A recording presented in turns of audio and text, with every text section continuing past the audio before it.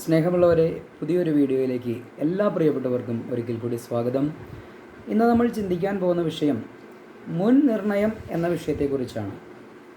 നമുക്കറിയാം, പലരോടും മുൻ നിർണയത്തെക്കുറിച്ച് ചോദിക്കുമ്പോൾ, അല്ലെങ്കിൽ റോമാലേഖനം 8-ാം അധ്യായത്തിൻ്റെ 28 മുതൽ 30 വരെയുള്ള വാക്യങ്ങളൊക്കെ വായിക്കുമ്പോൾ ചില പറഞ്ഞിട്ടുണ്ട്, ബ്രദറെ, നമ്മൾ സുവിശേഷമൊക്കെ എത്ര പറഞ്ഞാലും ദൈവം മുന്നിൽ കണ്ടിട്ടുള്ളവരല്ലേ രക്ഷിക്കപ്പെടുകയുള്ളൂ, അതുകൊണ്ട് നമുക്ക് ദൈവം കണ്ടവരെ മാത്രമേ ദൈവം രക്ഷിക്കുകയുള്ളൂ എന്നിങ്ങനെ പറയുന്നൊരു പ്രവണത നമ്മൾ കണ്ടിട്ടുണ്ട്.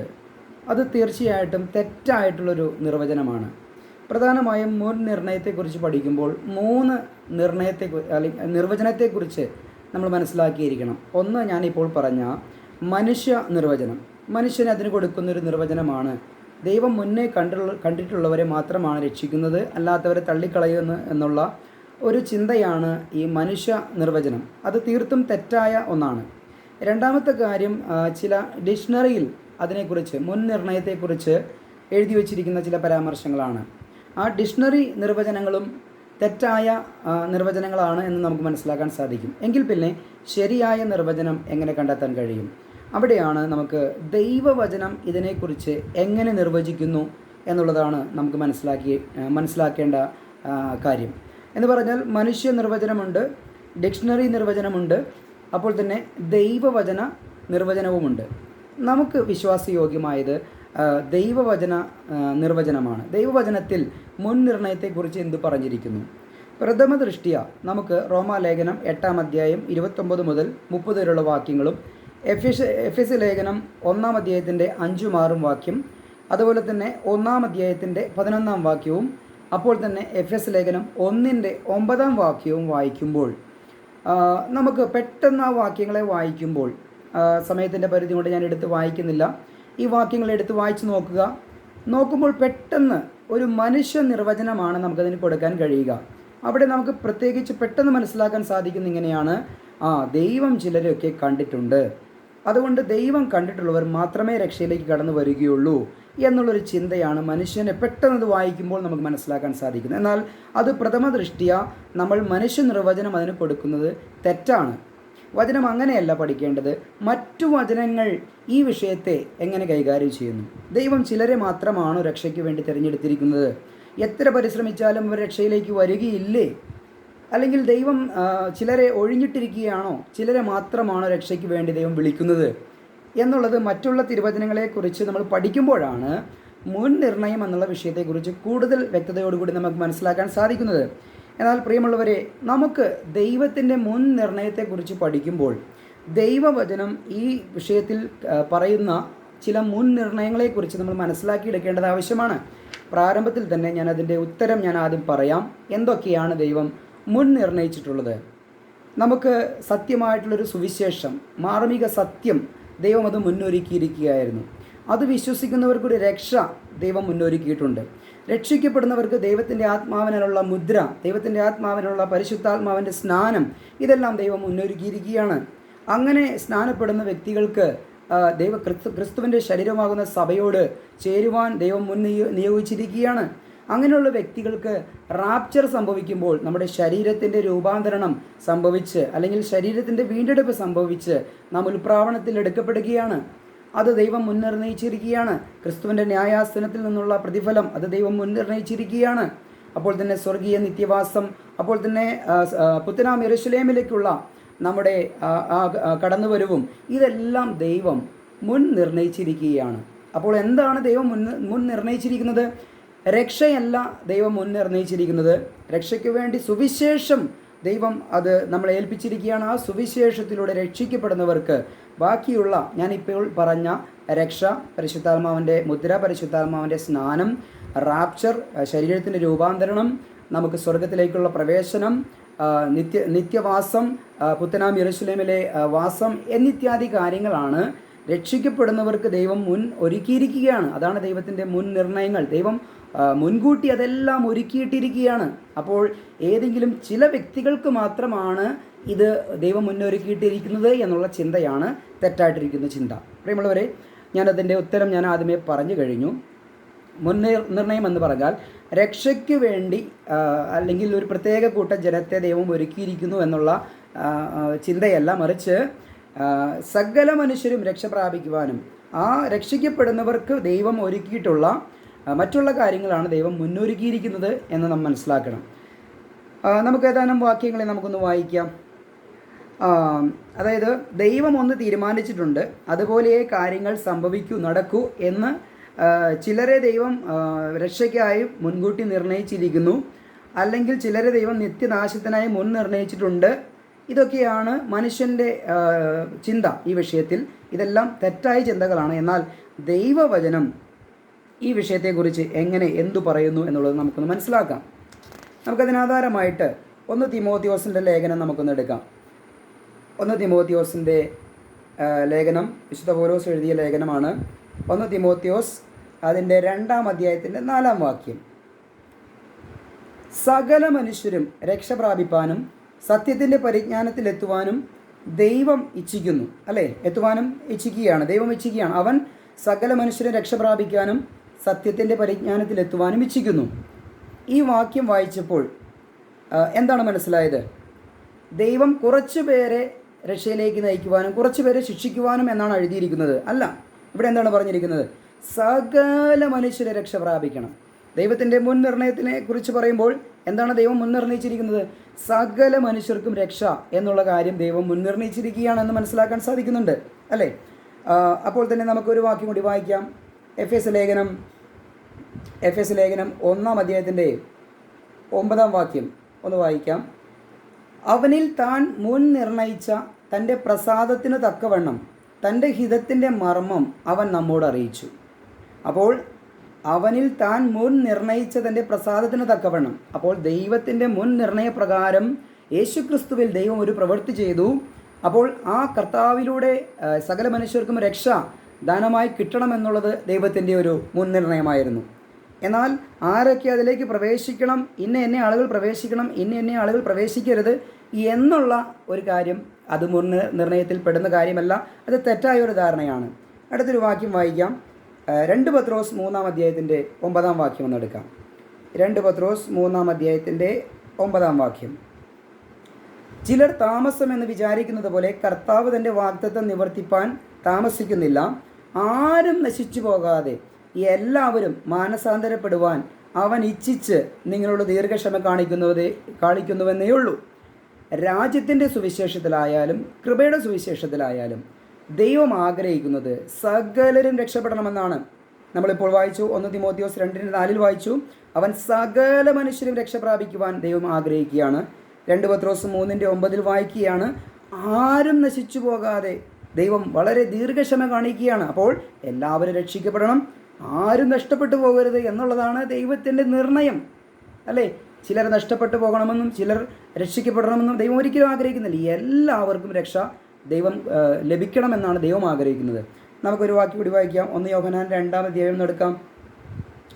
ഞാൻ പറഞ്ഞുവല്ലോ, രാജ്യത്തിൻ്റെ സുവിശേഷത്തിലായാലും കൃപയുടെ സുവിശേഷത്തിലായാലും ഏതൊരു യുഗത്തിലായാലും സകല മനുഷ്യരെ രക്ഷ പ്രാപിക്കുവാൻ ദൈവം ആഗ്രഹിക്കുകയാണ്.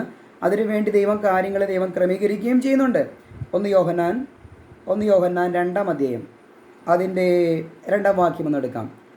അവൻ നമ്മുടെ പാപങ്ങൾക്ക് പ്രായശ്ചിത്തമാകുന്നു, നമ്മുടേതിനു മാത്രമല്ല സർവ്വലോകത്തിൻ്റെയും പാപത്തിനും തന്നെ.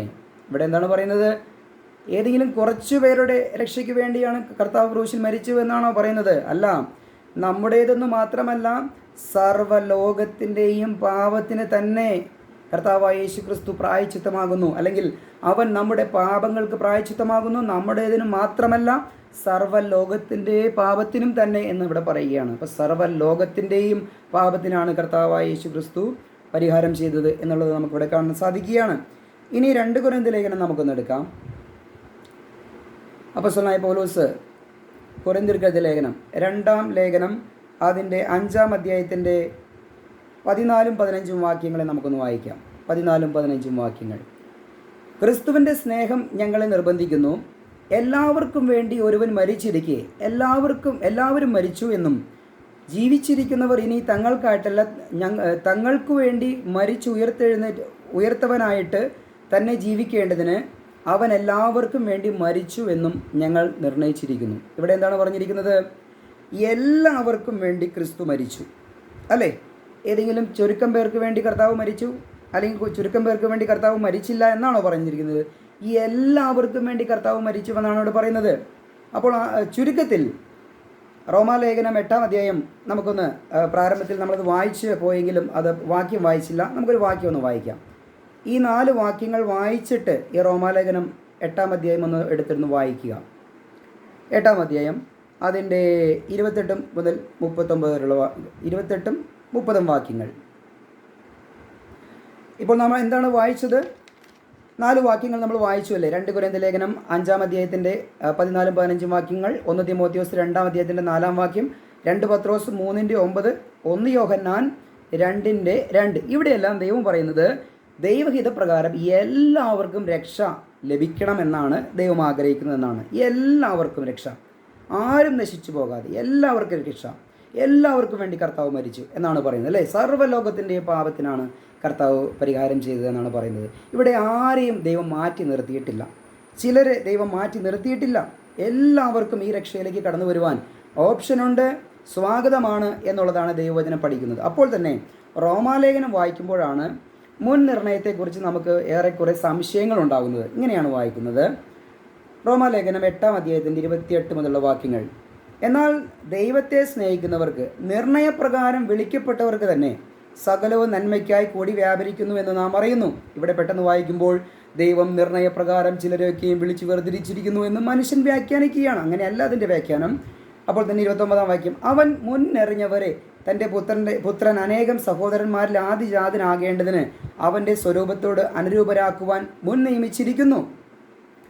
മുൻ നിയമിച്ചവരെ വിളിച്ചും വിളിച്ചവരെ നീതീകരിച്ചും നീതീകരിച്ചവരെ തേജസ്കരിച്ചും ഇരിക്കുന്നു.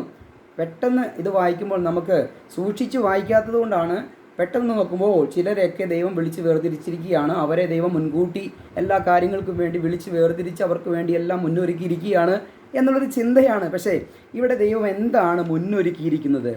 അവിടെ ശരീരത്തിൻ്റെ വീണ്ടെടുപ്പിനെക്കുറിച്ചും അല്ലെങ്കിൽ മുന്നറിഞ്ഞവരെ, മുൻ നിർണയം എന്നൊക്കെ പറയുമ്പോൾ ദൈവം രക്ഷിക്കപ്പെടുന്നവർക്ക് വേണ്ടി ഒരുക്കിയിരിക്കുന്ന സംഗതികളെക്കുറിച്ചാണ് അവിടെ മുന്നൊരുക്കിയിരിക്കുന്നു, മുൻ നിർണയിച്ചിരിക്കുന്നു എന്ന് പറയുന്നത്. എന്ന് പറഞ്ഞാൽ ഇന്ന് ഈ സുവിശേഷം കേട്ട് രക്ഷിക്കപ്പെടുന്ന ഒരു വ്യക്തി, അല്ലെങ്കിൽ എഫെസ്യ ലേഖനം 1-15-13-14 വാക്യങ്ങൾ നമുക്കൊന്ന് വായിക്കാം, എന്നിട്ട് നമുക്ക് വ്യാഖ്യാനത്തിലേക്ക് പോകാം. എഫെസ്യ ലേഖനം 1-ാം അധ്യായത്തിൻ്റെ 13-14 വാക്യങ്ങൾ. അവനിൽ നിങ്ങൾക്കും നിങ്ങളുടെ രക്ഷയെക്കുറിച്ചുള്ള സുവിശേഷം എന്ന സത്യവചനം നിങ്ങൾ കേൾക്കുകയും അവനിൽ വിശ്വസിക്കുകയും ചെയ്തിട്ട് തൻ്റെ സ്വന്തം ജനത്തിൻ്റെ വീണ്ടെടുപ്പിന് വേണ്ടി തൻ്റെ മഹത്വത്തിൻ്റെ പുകഴ്ചയ്ക്കായിട്ട് നമ്മുടെ അവകാശത്തിൻ്റെ അച്ചാരമായി വാഗ്ദത്തത്തിന് പരിശുദ്ധാത്മാവിനാൽ മുദ്രയിട്ടിരിക്കുന്നു. ഇവിടെ പറയുന്നു, അവനിൽ നിങ്ങൾക്കും നിങ്ങളുടെ രക്ഷയെക്കുറിച്ചുള്ള സുവിശേഷം എന്ന സത്യവചനം കേട്ടിട്ട്. അപ്പോൾ സുവിശേഷമെന്ന രക്ഷയുടെ സത്യവചനം നമ്മൾ കേട്ടപ്പോൾ നമുക്കെന്ത് കിട്ടി? ഇത് വിശ്വസിക്കുവാനിടയായപ്പോൾ നമുക്ക് രക്ഷ കിട്ടി. ഇത് സകല മനുഷ്യർക്കും ഈ സുവിശേഷത്തിലൂടെ രക്ഷ ദൈവം പ്രദാനം ചെയ്യുകയാണ്. അപ്പോൾ ഈ റോമാലേഖനം വായിക്കുമ്പോൾ 8-28 മുതൽ 30 വരെ വായിക്കുമ്പോൾ ചിലരെ ദൈവം മുൻ നിയമിച്ചിരിക്കുന്നു എന്നൊക്കെ നമ്മൾ മനുഷ്യർ ഇങ്ങനെ പഠിപ്പിച്ച് അല്ലെങ്കിൽ തെറ്റായി കാര്യങ്ങൾ മനസ്സിലാക്കാതെ മനുഷ്യർ ഇങ്ങനെ ദുർവ്യാഖ്യാനം ചെയ്തപ്പോൾ, അല്ലെങ്കിൽ മനുഷ്യ നിർവചനത്തിൻ്റെ കീഴിൽ അകപ്പെട്ടു പോയപ്പോൾ മനുഷ്യർ ചിന്തിക്കുകയാണ്, ചിലരെ മാത്രമേ ദൈവം രക്ഷയ്ക്ക് വേണ്ടി വിളിച്ചിട്ടുള്ളൂ. എത്ര കിണഞ്ഞ് പരിശ്രമിച്ചാലും എത്ര തലകൊത്തി മറഞ്ഞാലും ഇനി ആരെയും രക്ഷയിലേക്ക് കൈപിടിച്ച് നടത്താൻ കഴിയില്ല എന്നുള്ള സാത്താനിക ഒരു തന്ത്രം ഇതിൻ്റെ പുറകിൽ വ്യാപരിച്ചുകൊണ്ട് ചിലരെ ആ വിഷയത്തിൽ തെറ്റിച്ചു കളഞ്ഞിരിക്കുകയാണ്. എന്നാൽ മറ്റ് ചില വാക്യങ്ങളെ വായിക്കുമ്പോൾ ഇവിടെ പറയുന്നു, നമ്മുടെ ഈ വീണ്ടെടുപ്പ് അല്ലെങ്കിൽ മുൻനിർണയം എന്ന് പറയുമ്പോൾ ദത്തെടുപ്പിനെക്കുറിച്ചും ശരീരത്തിൻ്റെ വീണ്ടെടുപ്പിനെക്കുറിച്ചും മർമ്മമെന്ന സുവിശേഷ സത്യത്തെക്കുറിച്ചും മനസ്സിലായോ? ഇതൊക്കെയാണ് ദൈവം മുൻനിർണയിച്ചിരിക്കുന്നത്. എന്ന് പറഞ്ഞാൽ ഞാൻ നേരത്തെ പറഞ്ഞതുപോലെ രക്ഷിക്കപ്പെടുവാൻ ഒരു സുവിശേഷം ദൈവം തന്നിരിക്കുകയാണ്. എഫെസ്യ ലേഖനം 1-ാം അധ്യായത്തിൻ്റെ 13-14 വാക്യങ്ങൾ നമ്മൾ വായിച്ചു. ഈ സുവിശേഷം കേട്ടാൽ ഒരുവൻ രക്ഷിക്കപ്പെടുവാനുള്ള അവസരമുണ്ട്. അത് ഇന്ന വ്യക്തിയെന്നോ സ്ത്രീയെന്നോ പുരുഷനെന്നോ കറുത്തവനെന്നോ വെളുത്തവനെന്നോ അല്ലെങ്കിൽ മഹിമയുള്ളവനെന്നോ മഹിമയില്ലാത്തവനെന്നോ ഒന്നും വ്യത്യാസം ദൈവത്തിന് മുൻപിലില്ല. മനുഷ്യനാണോ ഈ സുവിശേഷം കേൾക്കുമ്പോൾ എല്ലാവർക്കും ഈ സുവിശേഷത്തിലൂടെ ഈ സുവിശേഷം കേൾക്കുമ്പോൾ രക്ഷയ്ക്ക് വേണ്ടി ദൈവം എന്ത് ചെയ്യുകയാണ്? വാതിൽ തുറന്നു തരികയാണ്. ആർക്കും ദൈവം വാതിൽ അടച്ചു കളയുന്നില്ല. നമ്മളിപ്പോൾ വായിച്ചു, തിമോത്തിയോസിൻ്റെ ലേഖനത്തിൽ വായിച്ചു 2:4 എല്ലാവരും രക്ഷ പ്രാപിക്കുവാൻ ദൈവം ആഗ്രഹിക്കുന്നു. പത്രോസിൻ്റെ ലേഖനത്തിൽ നമ്മളിപ്പോൾ വായിച്ചു, എന്താണ് വായിച്ചത്? 2 പത്രോസ് 3-9 വാക്യത്തിൽ പറയുകയാണ്, 3-ാം അധ്യായത്തിൻ്റെ 9-ാം വാക്യം, ആരും നശിച്ചു പോകാതെ എല്ലാവരും രക്ഷ പ്രാപിക്കണം എന്ന് കരുതി ദൈവം ദീർഘക്ഷമ കാണിക്കുകയാണ്. അപ്പോൾ ആരും നശിച്ചു പോകരുത്, എല്ലാവരും രക്ഷിക്കപ്പെടണം. അപ്പോൾ തന്നെ അവൻ നമ്മുടെ പാപങ്ങൾക്ക് മാത്രമല്ല സർവ്വ ലോകത്തിൻ്റെയും പാപങ്ങൾക്ക് പ്രായശ്ചിത്തമാകുന്നു, പരിഹാരമാകുന്നു എന്നാണ് യോഹന്നാൻ പറയുന്നത്. കൊരിന്ത്യർ ലേഖനത്തിൽ പൗലോസ് വീണ്ടും പറയുന്നു, എല്ലാവർക്കും വേണ്ടിയാണ് ക്രിസ്തു മരിച്ചത്. ഈ 4 വാക്യങ്ങൾ നമ്മളൊന്ന് കൃത്യമായിട്ടൊന്ന് പഠിക്കുമ്പോൾ ഇവിടെ ദൈവം ഒരു മനുഷ്യനോട് മുഖപക്ഷം കാണിക്കുന്നില്ല. ആരെയും ദൈവം മുന്നൊരുക്കിയിട്ടില്ല. അല്ലെങ്കിൽ ഇന്ന വ്യക്തികൾ മാത്രമേ രക്ഷയിലേക്ക് വരാൻ പാടുള്ളൂ, ഇന്ന വ്യക്തികൾ രക്ഷയിലേക്ക് വരാൻ പാടില്ല, അങ്ങനെ ദൈവം അങ്ങനെ നിർണയിച്ചിട്ടില്ല. എന്താണ് നിർണയിച്ചിട്ടുള്ളത്? സുവിശേഷത്താൽ രക്ഷിക്കപ്പെടുന്നവർക്കുള്ള പൊസിഷനുകളാണ് ദൈവം നിർണയിച്ചിട്ടുള്ളത്. നാം രക്ഷിക്കപ്പെടുമ്പോൾ പരിശുദ്ധാത്മാവിനാൽ മുദ്രയടിക്കപ്പെടുന്നു, പരിശുദ്ധാത്മ സ്നാനം ലഭിക്കുന്നു, നാം ക്രിസ്തുവിൻ്റെ ശരീരത്തിൻ്റെ ഭാഗമായി തീരുന്നു. ഇതൊക്കെ ദൈവം മുന്നൊരുക്കിയിരിക്കുന്ന കാര്യങ്ങളാണ്. രക്ഷിക്കപ്പെടുന്ന വ്യക്തികളെ ഈ കാര്യങ്ങളിലൂടെ മുന്നോട്ട് കൊണ്ടുപോകുന്നത് ദൈവം മുന്നൊരുക്കിയിരിക്കുന്നതാണ്. അപ്പോൾ തന്നെ റാപ്ചർ, നമ്മുടെ ഈ ശരീരത്തിൻ്റെ രൂപാന്തരണം സംഭവിക്കും, അല്ലേ? ഈ ശരീരത്തിന് രൂപമാറ്റം സംഭവിച്ച് നമ്മൾ റാപ്ചറായി കർത്താവിനോട് എടുക്കപ്പെടും. അത് ദൈവം മുന്നേ നിർണയിച്ചിരിക്കുന്ന കാര്യങ്ങളാണ്. രക്ഷിക്കപ്പെടുന്നവർക്ക് വേണ്ടി അനേകം കാര്യങ്ങളെ മുൻനിർണയിച്ചിരിക്കുകയാണ്. നമ്മൾ സ്വർഗത്തിലേക്ക് പോകും. പിന്നീട് നമ്മൾ പുത്തനാം യെരൂശലേമിൽ എഫെസ്യ ലേഖനം 1:10 പറയുന്നത് പോലെ സ്വർഗത്തിലുള്ളതും ഭൂമിയിലുള്ളതും പിന്നെയും ക്രിസ്തുവിൽ ഒന്നിക്കുക എന്നുള്ള ഒരു കാല സമ്പൂർണ്ണതയിലെ വ്യവസ്ഥ, ഇതിലേക്ക് ദൈവം കാര്യങ്ങളെ കൊണ്ടുവരും. അതൊക്കെയാണ് ദൈവം മുൻ നിർണയിച്ചു വെച്ചിരിക്കുകയാണ്. ഇവിടെ ആരും രക്ഷയ്ക്ക് വേണ്ടി ആരെയും ദൈവം മുൻ നിർണയിച്ചിട്ടില്ല. ജിനേഷ് എന്ന് പറയുന്ന വ്യക്തി രക്ഷിക്കപ്പെടണം, അല്ലെങ്കിൽ ഇന്ന വ്യക്തി രക്ഷിക്കപ്പെടരുത് എന്ന് ദൈവം ഒരിക്കലും വെച്ചിട്ടില്ല. ജിനേഷ് ആയാലും മറ്റേത് വ്യക്തിയായാലും, എന്നെ കേൾക്കുന്ന പ്രിയ സ്നേഹിത ആര് തന്നെ ആയിരുന്നാലും എല്ലാവർക്കും ഒരേപോലെ ദൈവം വെച്ചിരിക്കുകയാണ്. ഈജിപ്തിൽ നിന്നും ഇസ്രായേൽ ജനത്തെ ദൈവം മോചിപ്പിച്ചു കൊണ്ടുവന്നപ്പോൾ ദൈവം തീരുമാനിച്ചോ, ഇവരെ ചിലരെ മാത്രമേ കനാനിൽ എത്തിക്കുകയുള്ളൂ, ചിലരെ മാത്രമേ ഞാൻ കനാനിൽ എത്തിക്കാതെ ഇവിടെ ഇട്ട് കൊന്നുകളയും എന്ന് ദൈവം മുൻകൂട്ടി പറഞ്ഞിരുന്നോ? ദൈവം എല്ലാവരെയും, നിങ്ങളെ ഞാൻ വിശുദ്ധ ജനമായി തിരഞ്ഞെടുത്തിരിക്കുന്നു എന്നാണ് പറഞ്ഞത്, അല്ലേ? പുറപ്പാട് പുസ്തകം 19-ാം അധ്യായത്തിലേക്ക് കാണാം, സർവ്വജാതികളിൽ നിന്നും നിങ്ങളെ പ്രത്യേക ജനമായി ഞാൻ തിരഞ്ഞെടുത്തിരിക്കുന്നു. പക്ഷെ അവരിൽ ദൈവം ചിലരിൽ പ്രസാദിച്ചില്ല എന്നുള്ളത് വാസ്തവമാണ്. എന്താണ് കാരണം? അവരുടെ സ്വന്തം മനസാക്ഷിയിൽ, അല്ലെങ്കിൽ അവർക്ക് വേണമെങ്കിൽ ചെയ്യാമായിരുന്നു, വേണ്ട എങ്കിൽ തിരസ്കരിക്കാമായിരുന്നു, അല്ലേ? യോശുവ പറയുന്നുണ്ട്, ഞാനും എൻ്റെ കുടുംബവും യഹോവയെ സേവിക്കും. നിങ്ങൾക്ക് ഇഷ്ടമുള്ളത് തിരഞ്ഞെടുക്കാം. നദിക്കക്കരെയുള്ള ദൈവമാണോ നിങ്ങൾക്ക് ആഗ്രഹം, നിങ്ങൾക്ക് പോകാം, തിരിഞ്ഞു പോകാം. അതല്ല, ദൈവത്തെയാണ് സ്വീകരിക്കേണ്ടതെങ്കിൽ നിങ്ങൾക്ക് ദൈവത്തെ സ്വീകരിക്കാം. ഇവിടെ ഫ്രീ വിൽ എന്ന് പറയുന്ന ഒരു ഘടകമാണ് നമ്മളെ സംബന്ധിച്ചിടത്തോളം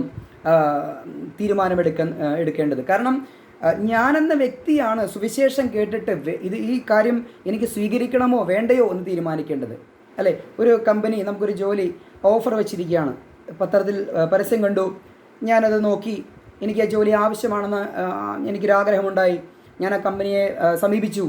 ആ കമ്പനി വെച്ച് നീട്ടുന്ന ജോലി എനിക്ക് വേണമെങ്കിൽ സ്വീകരിക്കാം, വേണ്ട എങ്കിൽ എനിക്ക് കണ്ണടച്ച് കളയാം. ഇതുപോലെ തന്നെ ദൈവമിതാ സകല മാനവകുലത്തിനും രക്ഷയ്ക്ക് വേണ്ടിയുള്ള ആ മാർമിക സത്യസുവിശേഷം, കൃപയുടെ സുവിശേഷം ഇന്ന് നമ്മുടെ മുൻപിൽ വെച്ചിരിക്കുകയാണ്. ഇത് കേട്ട് വിശ്വസിക്കാം, വിശ്വസിക്കാതിരിക്കാം. അത് ദൈവം ഇതെല്ലാവരും രക്ഷിക്കപ്പെടാൻ വേണ്ടിയിട്ടാണ് തന്നിരിക്കുന്നത്. പക്ഷേ എനിക്ക് വേണമെങ്കിൽ ഇത് സ്വീകരിക്കാം, വേണ്ട എങ്കിൽ ഇത് സ്വീകരിക്കേണ്ട. നമുക്ക് ഫ്രീ വില്ലിനെ കുറിച്ച് പഠിക്കുമ്പോൾ ചില കാര്യങ്ങൾ നമുക്കൊന്ന് ശ്രദ്ധിക്കേണ്ടത് ആവശ്യമാണ്. ലേവ്യ പുസ്തകം നമുക്കൊന്ന് എടുക്കാം. ലേവ്യ പുസ്തകം 22-ാം അധ്യായം, 22-ാം അധ്യായത്തിൻ്റെ 18-ാം വാക്യം നമുക്കൊന്ന് വായിക്കാം. ഇങ്ങനെയാണ് വായിക്കുന്നത്: നീ അഹ്റോനോടും പുത്രന്മാരോടും എല്ലാ ഇസ്രായേൽ മക്കളോടും പറയേണ്ടതെന്നാൽ, ഇസ്രായേൽ ഗൃഹത്തിലോ ഇസ്രായേലിലുള്ള പരദേശികളിലോ ആരെങ്കിലും യഹോവയ്ക്ക് ഹോമയാഗമായിട്ട് അർപ്പിക്കുന്ന വല്ല നേർച്ചകളിലാകട്ടെ സ്വമേധ ദാനങ്ങളാകട്ടെ ഇവയിൽ ഏതെങ്കിലും ഒരു വഴിപാട് കഴിക്കുന്നുവെങ്കിൽ, ഇവിടെ പറയുന്നു സ്വമേധ ദാനങ്ങളായിട്ട് നിങ്ങളൊരു വഴിപാട് കഴിക്കുന്നു എങ്കിൽ, ഒരു നിർബന്ധവും ദൈവം പറയുന്നില്ല. സ്വദേശിയാകട്ടെ വിദേശിയാകട്ടെ, അല്ലെങ്കിൽ ഇസ്രായേൽ ജനമാകട്ടെ പരദേശിയാകട്ടെ, ദൈവത്തിനൊരു യാഗം കഴിക്കുവാൻ ആഗ്രഹിക്കുന്നു എങ്കിൽ, നിർബന്ധം ദൈവം അവിടെ പറയുന്നില്ല. അർപ്പിക്കുന്നുവെങ്കിൽ എന്ത് ചെയ്യണം? നിങ്ങൾ ദൈവത്തിന് പ്രസാദം ലഭിക്കാൻ തക്കവണ്ണം എന്ത് ചെയ്യണം? അതിനെ ഊനമില്ലാത്ത ഒന്നിനെ അർപ്പിക്കണം. ദൈവത്തിന് അത്രയുമേ ആഗ്രഹമുള്ളൂ. ദൈവത്തിന് ഇത് നമ്മൾ സ്വീകരിക്കണമോ സ്വീകരിക്കേണ്ടയോ എന്ന് നമുക്ക് തീരുമാനിക്കാം. ഒരു നിർബന്ധവും ദൈവം പറയുന്നില്ല. പക്ഷേ ദൈവത്തിൻ്റെ ആഗ്രഹം സകല മനുഷ്യരെ രക്ഷ പ്രാപിക്കണം എന്നുള്ളതാണ്. മനസ്സിലായോ? മുൻനിർണയം എന്നുള്ള വിഷയത്തെക്കുറിച്ചാണ് നമ്മൾ പഠിക്കുന്നത്. ചിലർ തെറ്റിദ്ധരിക്കപ്പെടുന്നത് പോലെ ചില വ്യക്തികൾ ദൈവം മുൻ നിർണയിച്ചിട്ടിരിക്കുകയാണ്, അവർ മാത്രം രക്ഷിക്കപ്പെടുകയുള്ളൂ. ചിലരെ ദൈവം മുൻ നിർണയിച്ച് വെച്ചിരിക്കുകയാണ്, അവർ എന്ത് ചെയ്താലും രക്ഷിക്കപ്പെടുകയില്ല എന്ന് തെറ്റായി ധരിക്കുന്നവർക്ക് വേണ്ടിയിട്ടാണ് ഞാൻ ഈ കാര്യങ്ങൾ പറയുന്നത്. ഇത് നമ്മുടെ ഫ്രീ വില്ലിൽ നമുക്ക് വേണമെങ്കിൽ എടുക്കാം, വേണ്ട എങ്കിൽ തള്ളിക്കളയാം എന്നുള്ളതാണ് പറയുന്നത്. നമുക്ക് ഫ്രീ വില്ലിനെ കുറിച്ചാണ് പറയുന്നത്. നമുക്ക് വാക്യങ്ങൾ പരിമിതമായ സമയമായതുകൊണ്ട് ഞാൻ വാക്യങ്ങളൊന്നും കൂടി പറഞ്ഞു പോകാം. ലേവ്യ പുസ്തകം 1:3 തന്നെ ഇഷ്ടമുണ്ടെങ്കിൽ അർപ്പിക്കുന്നു എങ്കിൽ എന്നവിടെ കാണാൻ സാധിക്കുന്നുണ്ട്. അല്ലെങ്കിൽ പിന്നെ സംഖ്യാപുസ്തകം 15:3 സ്വമേധ ദാനമായിട്ട് എന്നവിടെ പറയുന്നുണ്ട്. എസ്ര 3:5 ഔദാര്യദാനങ്ങൾ, ഇതെല്ലാം സ്വമേധ ഹൃദയത്തിൽ താല്പര്യമുണ്ടെങ്കിൽ ചെയ്യാൻ വേണ്ടി ദൈവം പറയുന്ന കാര്യങ്ങളാണ്. സങ്കീർത്തനം 54:6 വാക്യം സ്വമേധാദാനത്തോടെ എന്നവിടെ പറയുന്നുണ്ട്. അപ്പോൾ തന്നെ ആവർത്തന പുസ്തകം 19:20 വാക്യം അവിടെ ചുരുക്കത്തിൽ ഇങ്ങനെയാണ് പറയുന്നത്: ജീവനും മരണവും അനുഗ്രഹവും ശാപവും നിങ്ങളുടെ മുൻപിൽ ഞാൻ വെച്ചിരിക്കുന്നു, നിങ്ങൾക്ക് ഇഷ്ടമുള്ളത് തിരഞ്ഞെടുക്കാം. നിങ്ങൾ ജീവിച്ചിരിക്കേണ്ടതിന് ജീവനെ തിരഞ്ഞെടുത്തുകൊള്ളുക എന്നാണ് ദൈവം പറയുന്നത്. നമ്മുടെ മുൻപിൽ വെച്ചിരിക്കുകയാണ്. ആവർത്തന പുസ്തകം 30:19-20 വാക്യങ്ങൾ. ജീവനും മരണവും നന്മയും തിന്മയും എല്ലാം നമ്മുടെ മുൻപിൽ ദൈവം വെച്ചിരിക്കുകയാണ്. ഇഷ്ടമുള്ളത് തിരഞ്ഞെടുക്കാം. അപ്പോൾ ഇഷ്ടമുള്ളത് തിരഞ്ഞെടുക്കാമെന്ന് നമ്മളോട് പറയുമ്പോൾ ദൈവമാണോ അത് തീരുമാനിക്കുന്നത്? ഒരിക്കലുമല്ല. ദൈവം തീരുമാനിച്ചത് നമ്മുടെ മുൻപിലേക്ക് നീട്ടുകയാണ്. അത് നമ്മുടെ ഫ്രീ വില്ലിൽ, നമ്മുടെ മനസ്സിൽ നമുക്ക് സ്വമേധയായി അത് വേണോ വേണ്ടയോ എന്നുള്ള കാര്യം നമുക്കത് തീരുമാനിച്ച് മനസ്സിലാക്കി സ്വയം മനസ്സാൽ അത് ചെയ്യാൻ കഴിയും എന്നുള്ളതാണ് കാണുവാൻ സാധിക്കുന്നത്. നമുക്ക് വെളിപ്പാട് പുസ്തകം ഒന്ന് എടുക്കാം. വെളിപ്പാട് പുസ്തകം 22-ാം അധ്യായം അതിൻ്റെ 17-ാം വാക്യം അതിൽ ഒന്ന് വായിക്കാം.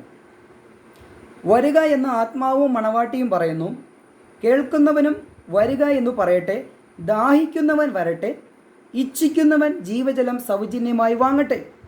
ഇവിടെ എന്താണ് ദൈവവചനം ആഹ്വാനം ചെയ്യുന്നത്? ഇവിടെ പറയുന്നു വരിക. മണവാട്ടിയും ആത്മാവും മണവാട്ടിയും പറയുകയാണ് വരിക, കേൾക്കുന്നവരും പറയുകയാണ് വരിക എന്ന് പറയട്ടെ. ദാഹിക്കുന്നുണ്ടെങ്കിൽ വരട്ടെ, ഇച്ഛിക്കുന്നുവെങ്കിൽ ആഗ്രഹിക്കുന്നുവെങ്കിൽ വരട്ടെ, ജീവജലം സൗജന്യമായി വാങ്ങിക്കൊള്ളുക എന്നാണ് പറയുന്നത്. അപ്പോൾ ആഗ്രഹിക്കുന്നുവെങ്കിൽ, ഇച്ഛിക്കുന്നുവെങ്കിൽ, ഇഷ്ടമുണ്ടെങ്കിൽ നിങ്ങൾക്ക് ഈ രക്ഷ സ്വീകരിക്കാമെന്നാണ് ദൈവവചനം പറയുന്നത്. ആരുടെയും കഴുത്തിന് പിടിച്ച് ദൈവം രക്ഷയിലേക്ക് കൊണ്ടുവരുന്നില്ല. ആരുടെയും കഴുത്തിന് പിടിച്ച് കടക്ക് പുറത്ത് എന്ന് പറഞ്ഞ് ആരെയും രക്ഷയിൽ നിന്ന് തള്ളിക്കളയുന്നുമില്ല. ഇത് ദൈവം ആ ഒരു വിഷയമല്ല മുൻനിർണയിച്ചിരിക്കുന്നത്. ഏതെങ്കിലും വ്യക്തിപരമായി ചില വ്യക്തികളോട് ദൈവത്തിന് വല്ല വൈരാഗ്യമൊന്നുമില്ല. സകല മനുഷ്യരെയും ദൈവം സ്നേഹിക്കുന്നു. ദുഷ്ടൻ്റെ മേലും നീതിമാൻ്റെ മേലും ദൈവം മഴ പെയ്യിപ്പിക്കുന്നു. അല്ലേ? നമ്മുടെ വീട്ടിൽ മഴ പെയ്യുമ്പോൾ നല്ലവരുടെ വീട്ടിലും മോശമായ വ്യക്തികളുടെ വീട്ടിലും ദൈവം മഴ പെയ്യിപ്പിക്കുന്നുണ്ട്. ദൈവത്തിന് പക്ഷപാതവും മുഖപക്ഷമൊന്നുമില്ല. പക്ഷേ ഈ സുവിശേഷം നമ്മുടെ മുൻപിൽ തന്നിരിക്കുകയാണ്. ഉൽപ്പത്തി പുസ്തകം 6-ാം അധ്യായത്തിൻ്റെ ഒരു വാക്യം കൂടി നമുക്കൊന്ന് വായിക്കാം. ഉൽപ്പത്തി പുസ്തകം അതിൻ്റെ 11-ാം അധ്യായം 11-ാം അധ്യായത്തിൻ്റെ 6-ാം വാക്യം. അപ്പോൾ യഹോവ, ഇതാ ജനമൊന്ന്, അവർക്കെല്ലാവർക്കും ഭാഷയും ഒന്ന്, ഇതും അവർ ചെയ്തു തുടങ്ങുന്നു. അവർ ചെയ്യുവാൻ നിരൂപിക്കുന്നതൊന്നും അവർക്ക് അസാധ്യമാകുകയില്ല. ബാബേൽ ഗോപുരം നിർമ്മിക്കുവാൻ തുടങ്ങിയപ്പോൾ കർത്താവായ ദൈവം ഇറങ്ങി വന്നിട്ട് പറയുകയാണ്, ഇതാ ജനമൊന്ന്, അവർക്കെല്ലാവർക്കും ഭാഷയുമൊന്ന്, ഇതും അവർ ചെയ്തു തുടങ്ങുന്നു. അവർ ചെയ്യുവാൻ നിരൂപിക്കുന്നത് ഒന്നും അവർക്ക് അസാധ്യമായിരിക്കില്ല. മനുഷ്യൻ എന്തെങ്കിലും ചെയ്യുവാൻ തീരുമാനിച്ചാൽ അവനത് ചെയ്യാൻ കഴിയുമെന്നാണ് ദൈവം ഇവിടെ പറയുന്നത്. മനുഷ്യൻ ശൂന്യാകാശത്തേക്ക് പോകുവാൻ ആഗ്രഹിച്ചു, അവൻ അവിടെ എത്തി. ചന്ദ്രനിൽ പോകണമെന്ന് മനുഷ്യൻ ആഗ്രഹിച്ചു, അതിനുവേണ്ടിയുള്ള കാര്യങ്ങൾ ക്രമീകരിച്ച് ചന്ദ്രയാനൊക്കെയും അവിടെ മനുഷ്യൻ എത്തിച്ചു. അല്ലേ? ഇപ്പോൾ പല സ്പേസിലൊക്കെയും സ്ഥലങ്ങൾ മേടിച്ചിട്ടിരിക്കുകയാണ് പല വ്യക്തികളും. അല്ലെങ്കിൽ മറ്റുള്ള ഗ്രഹങ്ങളിൽ പോകുവാനായിട്ട് ആഗ്രഹിച്ചിരിക്കുന്നു. മനുഷ്യൻ നിരൂപിക്കുന്നതൊക്കെയും ചെയ്യുമെന്ന് ദൈവവചനം പറഞ്ഞിരിക്കുക. അത് മനുഷ്യൻ ചെയ്യുന്നുമുണ്ട്. മനുഷ്യൻ്റെ ഹൃദയത്തിൽ ഉണ്ടാകുന്ന ആഗ്രഹം അവൻ സാധിപ്പിക്കുന്നുണ്ട്. എങ്കിൽ ഈ രക്ഷയ്ക്ക് വേണ്ടി ഒരുക്കിയിരിക്കുന്ന ഈ ദൈവവചനം സ്വീകരിക്കാനോ തള്ളിക്കളയുവാനോ മനുഷ്യന് ഫ്രീ വില്ലില്ലേ? നമുക്ക് സ്വയമായി ചിന്തിക്കുവാൻ, അല്ലെങ്കിൽ എനിക്ക് വ്യക്തിപരമായി ഈ രക്ഷ വേണോ വേണ്ടയോ എന്ന് തള്ളിക്കളയുവാനും സ്വീകരിക്കുവാനും നമുക്ക് വ്യക്തിപരമായ ഒരു സ്വാതന്ത്ര്യം ദൈവം തന്നിരിക്കുകയാണ്. നമുക്ക് റോമാലേഖനം ഒന്നെടുക്കാം. POC ബൈബിളിലാണ് അത് കുറച്ചുകൂടി വ്യക്തത. നമുക്ക് ആ വാക്യങ്ങൾ കൂടി ഒന്ന് വായിക്കാം. POC ബൈബിളിൽ റോമാലേഖനം 1-ാം അധ്യായം അതിൻ്റെ 18 മുതലുള്ള വാക്യങ്ങൾ നമുക്കൊന്ന് വായിക്കാം. വളരെ ശ്രദ്ധിക്കേണ്ട ഒരു വാക്യമാണ്. മനുഷ്യൻ്റെ തിന്മ എന്നുള്ളതാണ് അതിൻ്റെ തലക്കെട്ട്. മനുഷ്യരുടെ സകല ദുഷ്ടതയ്ക്കും അനീതിക്കുമെതിരായി ദൈവത്തിൻ്റെ ക്രോധം ആകാശത്ത് നിന്ന് പ്രത്യക്ഷപ്പെടുന്നു. അവർ തങ്ങളുടെ അനീതിയിൽ സത്യത്തെ തളച്ചിടുന്നു. ദൈവത്തെക്കുറിച്ച് അറിവാൻ കഴിയുന്നതൊക്കെ അവർക്ക് വ്യക്തമായി അറിയാം. ദൈവം അവയെല്ലാം അവർക്ക് വെളിപ്പെടുത്തിയിട്ടുമുണ്ട്. ലോക സൃഷ്ടി മുതൽ ദൈവത്തിൻ്റെ അദൃശ്യ പ്രകൃതി, അതായത് അവിടുത്തെ അനന്തശക്തിയും ദൈവത്വവും സൃഷ്ടിവസ്തുക്കളിലൂടെ സ്പഷ്ടമായി അറിഞ്ഞിട്ടുണ്ട്. അതുകൊണ്ട് അവർക്ക് ഒഴിവ് കഴിവില്ല. മനുഷ്യനെക്കുറിച്ച് ദൈവം പറയുകയാണ്. ദൈവത്തെക്കുറിച്ച് ഒരു മനുഷ്യന് അറിയാൻ കഴിയുന്നതൊക്കെ ദൈവം അവൻ്റെ മുൻപിൽ നിരത്തി വച്ചിരിക്കുകയാണ്. ദൈവം സൃഷ്ടിച്ച സൃഷ്ടി പ്രപഞ്ചത്തെ നോക്കിയാൽ ഇതിനെ സൃഷ്ടിച്ചൊരു മാസ്റ്റർ പ്ലാൻ, അത് ചെയ്തവൻ ദൈവമാണെന്ന്, ഇത്ര മനോഹരമായി പ്രകൃതിയെ സൃഷ്ടിച്ചവൻ ദൈവമാണെന്ന് മനസ്സിലാക്കുവാൻ ഒരു മനുഷ്യന് കഴിയും. ലോകാരംഭം മുതൽ, അല്ലെങ്കിൽ മനുഷ്യനെ സൃഷ്ടിച്ചത് മുതൽ അവൻ്റെ മുൻപിൽ എല്ലാ കാലഘട്ടത്തിലും ദൈവം നിരത്തി വച്ചിരിക്കുകയാണ്.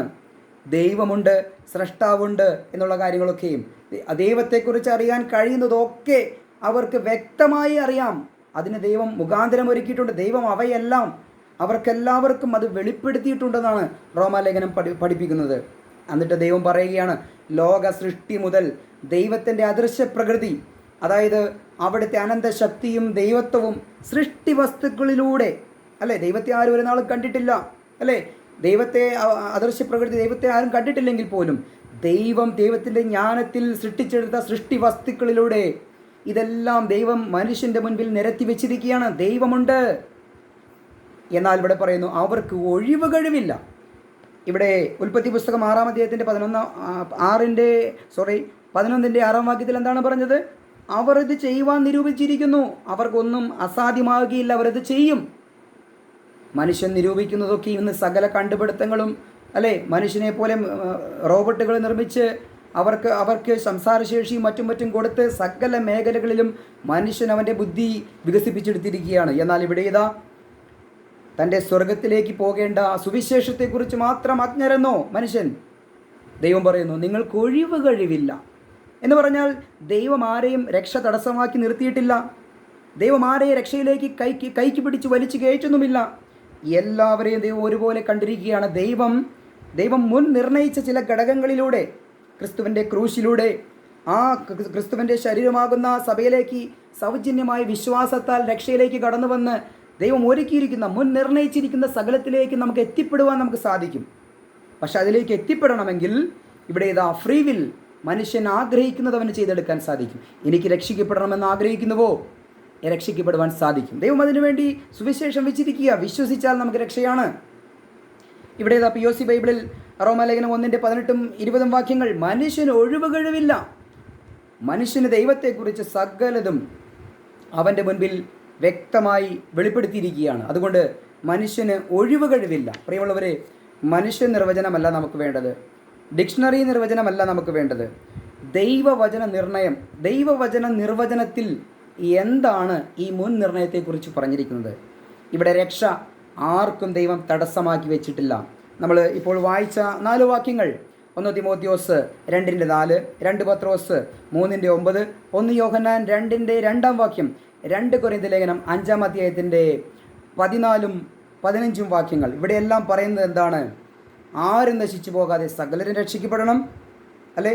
അവൻ നമ്മുടെ പാപങ്ങൾക്ക് വേണ്ടി മാത്രമല്ല ലോകത്തിൻ്റെ സകല പാപങ്ങൾക്കും വേണ്ടിയും ക്രൂശിക്കപ്പെട്ടിരിക്കുന്നു, അല്ലേ? ആരും നശിച്ചു പോകാതെ സകലരും രക്ഷ പ്രാപിക്കുവാൻ ദൈവം ആഗ്രഹിക്കുന്നു, അല്ലേ? നമുക്ക് വേണ്ടി മാത്രമല്ല സകലർക്കും വേണ്ടി കർത്താവ് ക്രൂശിൽ മരിച്ചിരിക്കുന്നുവെന്നാണ് പറഞ്ഞിരിക്കുന്നത്. അപ്പോൾ ഇവിടെ മനുഷ്യർ പഠിപ്പിക്കുന്ന മുൻ നിർണയത്തെക്കുറിച്ച് ഒന്ന് ചിന്തിച്ചു നോക്കണം.